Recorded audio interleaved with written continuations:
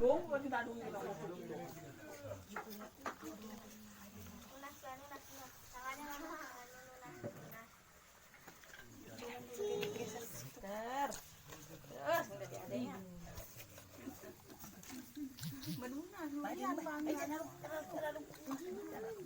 Ibu, adik-adik di rumahku sanewanya yang dinanyi pernah ikan ulas segala menyampaikan pesan Dharma yang awalnya dengan mengayu banggil Om Swastiastu Awayenam Asunam Sedam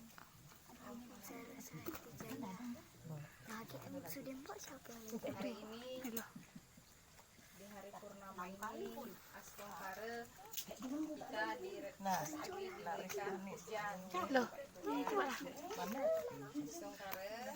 Jadi hari ini yang ingin menyampaikan pesan Dharma tentang strada kita yaitu Punarbawa dan Karma Pala. Apa itu Punarbawa dalam agama Hindu? Jadi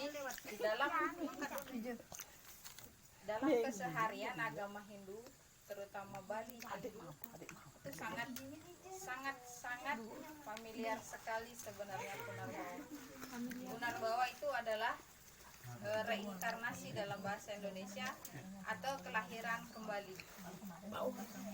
Jadi dalam agama Hindu kita ini adalah jiwa-jiwa yang terlahir kembali. Jadi kenapa bisa terlahir kembali? Jadi sebelum kita masuk ke bahasan kenapa bisa terlahir kembali, kita perlu bersyukur sekali seperti yang disebutkan dalam Saraswati saya. Jadi bersyukurlah ketika kamu dilahirkan menjadi manusia, karena sesungguhnya kelahiran manusia itu adalah sangat yang paling utama. Jadi bapak-bapak, ibu-ibu, dalam Sarasamusa juga disebutkan, kendati kamu dilahirkan menjadi orang yang hina dina, jadi sudah semestinya kita sangat-sangat bersyukur karena kelahiran kita sebagai manusia adalah kelahiran yang paling utama. Dalam Bhagavad Gita juga disebutkan. Jadi sebelum tiang buka sedikit materi, tiang buka literaturnya dulu. Dalam Bhagavad Gita tadi tiang membaca sedikit. Kelahiran kita ini adalah proses dari pembayaran hutang. Disebutkan juga dengan swarga cita dan neraka cita. Ada ajaran Dharma yang menyebutkan sudah pasti bahwa hewan neraka menjadi manusia, manusia neraka menjadi binatang ternak, binatang ternak neraka menjadi binatang neraka, binatang buas neraka menjadi taring neraka menjadi bisa yang akan membahayakan umat manusia itu sendiri. Jadi Bapak Ibu, bahasa Punarbawa atau reinkarnasi dalam umat Hindu itu sebenarnya sangat familiar. Dalam tradisi beberapa budaya orang Bali itu kalau lahir pasti nanya siapa yang lahir. Nah, sebenarnya itu adalah salah satu keyakinan kita tentang Punarbawa atau kelahiran kembali untuk membayar 3 utang hutang Trirna. Tapi hari ini kita tidak akan membahas tentang Trirna. Apa kaitannya Punarbawa ini dengan karma pala? Jadi Punarbawa itu keyakinan kita sebagai umat Hindu nomor 3. Pertama Brahman, Atman. Kemudian hari ini kita bahas Punarbawa, dan yang karma pala adalah keyakinan kita nomor 4. Apa hubungannya Punarbawa dengan karma pala? Punarbawa atau kelahiran kembali dalam umat Hindu itu terjadi karena ikatan karma wasana yang terus-menerus mengikat jiwa itu oleh kenikmatan dunia. Jadi ketika sang Jiwatman itu atma kita yang bukan atma ya. Kalau atma itu adalah percikan terkecil dari ide Sang Widi, dia memiliki sifat-sifat kedewatan. Jiwatman, ketika sang Jiwatman terikat oleh ikatan dunia, maka dia akan terus menerus terlahir kembali. Ibarat kita punya HP sudah usang, kita tinggalkan, beli HP baru lagi. Ini sebenarnya badan kita. Jadi karma pala ini apa hubungannya sama Punarbawa? Karma wasana itu terbentuk dari karma-karma kita yang kita lakukan. Jadi karma pala, dari kata karma dan pala. Karma itu perbuatan, pala itu buahnya. Apapun yang kita lakukan itu ada buahnya. Dan dalam agama Hindu, karma pala pun itu dibagi menjadi 3 tingkatan. Jadi karma pala itu adalah hukum alam yang berputar, tidak terputus. Jadi bicara dengan bahasa karma yang tidak terputus itu adalah 3 tingkatan ini yang dimaksud dengan demikian, terus berputar. Sancita karma pala nomor 1. Apa itu karma pala yang nomor 1? Yaitu sisa perbuatan kita di kehidupan terdahulu harus kita nikmati di kehidupan sekarang. Jadi tidak bisa lepas sang Jiwatman yang ada dalam badan ini dari karma wasananya. Misalnya zaman di kelahiran yang sebelumnya kita terlahir sebagai pencuri atau sebagai rampok, bahasa yang jelek pun kita ambil. Kemudian dia mati tapi belum menerima dari buah perbuatannya itu di kehidupan terdahulu, dia harus menikmati lagi di kehidupan dia lahir sekarang. Terlahirlah dia jadi orang nista, susah payah kerja, ada hasil-hasil, karena dia sudah mengambil hak orang lain terlebih dulu di kehidupan yang terdahulu. Ya, itu dalam agama Hindu disebut dengan sancita karma pala. Jadi sebenarnya sancita itu bagus ya artinya ya. Sancita karma pala. Jadi kemarin yang bahas juga sama anak-anak Pasraman, dan ada satu pertanyaan yang bagus sekali. Yang nomor 2 adalah prarabdha karma pala. Apa itu prarabdha karma pala?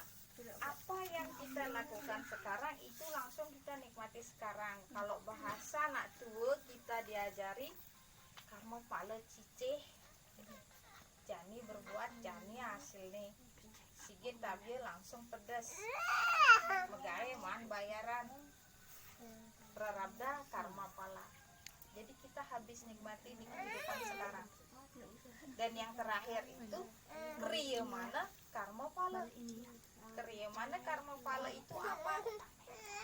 Ketika kita melakukan perbuatan di kehidupan sekarang tapi belum selesai kita bayar, belum selesai kita nerima hasilnya, kita keburu pulang duluan. Jadi ibaratnya begini, kita punya utang sama orang 100 juta misalnya, kita mati selesai kan. Kalau dalam hukum mungkin itu dibilang lunas di bank, tapi dalam hukum agama Hindu karma pala itu nggak bisa. Di kehidupan kita berikutnya kita akan bayar. Jadi seperti itu, berputar, hukum alam berputar. Kita tidak bisa terlepas dari karma wasana kita sendiri. Jadi apa sebenarnya yang mengikat Jiwatman itu dari karma wasananya itu? Dalam Bhagavad Gita disebutkan itu terhubung ketika kita di dunia ini bekerja dan bekerjalah, jangan mengharapkan hasilnya karma yoga. Karena apa? Bukan perbuatan kita saja yang mengikat sang Jiwatman itu dengan karma wasananya, tapi pengharapan dari perbuatan itu yang menjadi rantai pengikat sang Jiwatman. Jadi terus terlahir. Maka dalam Saraswati saya di film kemarin yang sebutkan janganlah, walaupun kita belajar tentang ajaran agama, pengendalian diri, puasa, penyucian diri dan sebagainya, itu walaupun sangat susah sekali dilakukan, janganlah tidak pernah kita coba. Itu adalah salah satu jalan bagi umat Hindu untuk sedikit sedikit demi sedikit melepaskan jiwatman dari keterikatan dunia, nikmat dunia gitu.